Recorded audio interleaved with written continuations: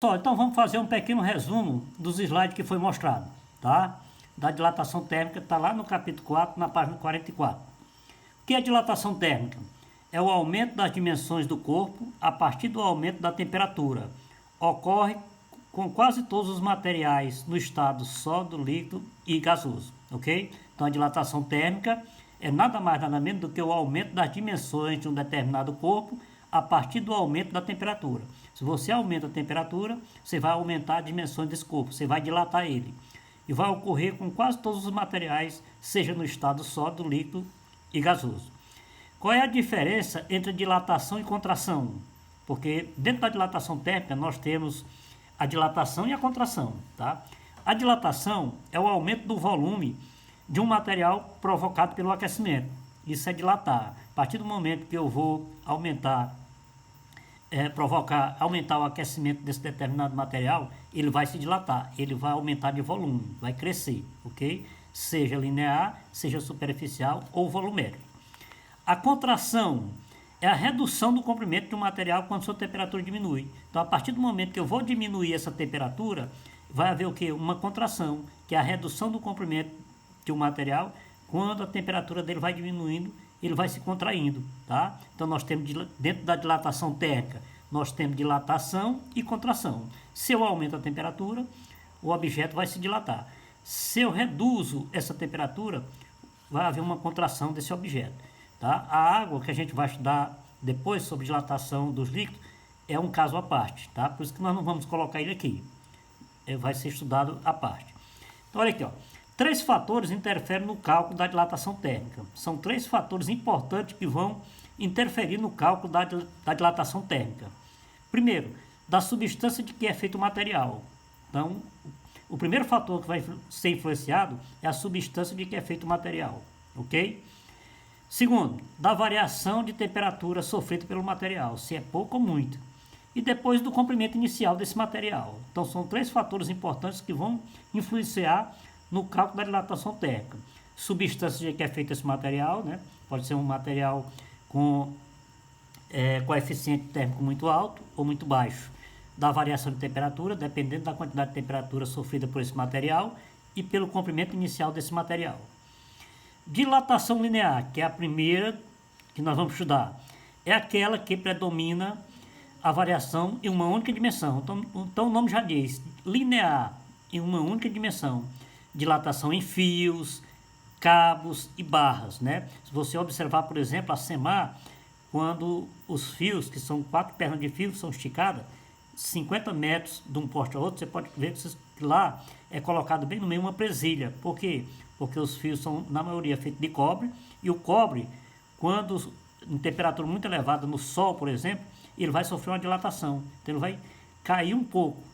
Então, se coloca uma presilha lá para que segurar um pouco o coeficiente de dilatação dele, para que ele não baixe muito, ok? Isso é dilatação linear. Matematicamente, ela vai ser expressa da seguinte forma: ΔL é igual a L0 alfa vezes delta θ, aonde ΔL é o comprimento final, o quanto o corpo aumentou seu comprimento. No Sistema Internacional de Unidade, pode ser metros, centímetros ou milímetros, vai depender do tamanho do objeto, tá? Porque dilatação, ela não é muito. Às vezes, a olho nu você não percebe. Ela é tão pequena que você não percebe. Então, que é L0? É o comprimento inicial, tá? O comprimento inicial do corpo. Também tem as mesmas medidas do comprimento final. Metros ou centímetros ou milímetros, no Sistema Internacional de Unidade. Comprimento. Alfa é o coeficiente de dilatação linear. Então, lá no coeficiente de dilatação linear, o coeficiente alfa é representado por essa letra aqui, ok?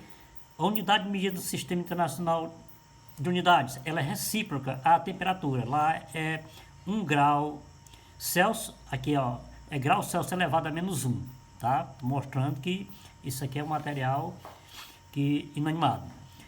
Δθ é a variação de temperatura. Como é que se calcula a variação de temperatura? A temperatura final menos a temperatura inicial.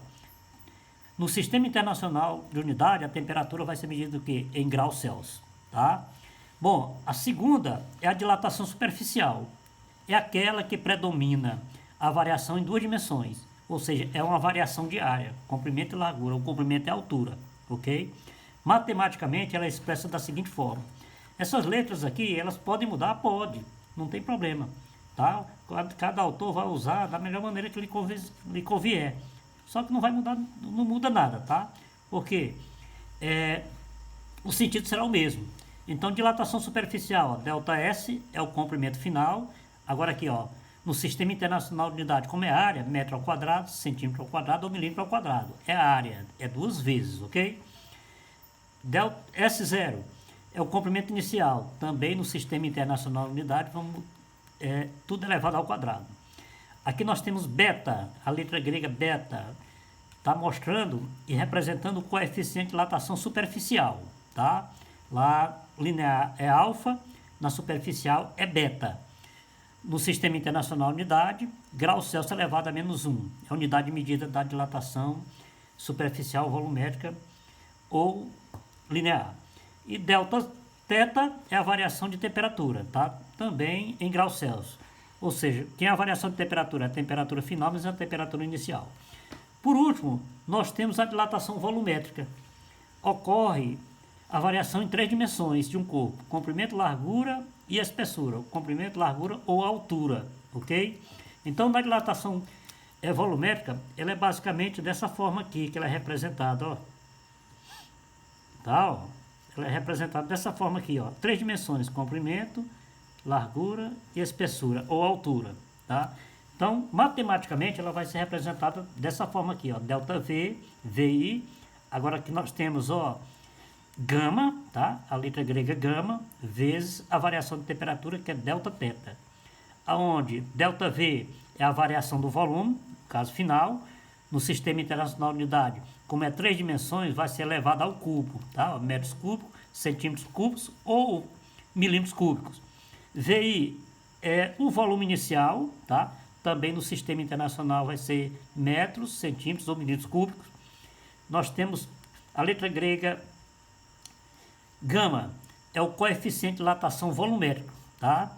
Lá na linear alfa, na superficial beta e na volumétrica gama, tá? No Sistema Internacional, grau Celsius elevado a -1, ela é recíproca à temperatura, que a gente viu lá no começo da termologia. E nós temos Δθ, né? Aqui é a letra grega, o Ozinho cortado no meio θ, que é a variação de temperatura. Temperatura final menos temperatura inicial, ok? Bom, quando a gente trata de coeficiente de dilatação, ele é muito importante no estudo, porque ele depende de cada material, tá? Então, esses carinha aqui, ó, coeficiente de dilatação, seja linear, superficial, volumétrico, ele depende de cada material. Com ele, podemos comparar o quê? Qualquer substância dilata ou contrai mais que a outra, tá? Então, por aqui se acha que é o material que está sendo usado, ok? A turma da engenharia, da indústria, usa muito isso aí. Quanto maior for o coeficiente de dilatação, o que é que vai acontecer? Então, ele vai aumentar mais, tá? Seu tamanho esquenta mais ou diminui de tamanho quando aumenta ou diminui a temperatura, ok? Se soubermos o valor desses coeficientes aqui, ó, fica fácil você identificar que tipo de material é que você está trabalhando, ok?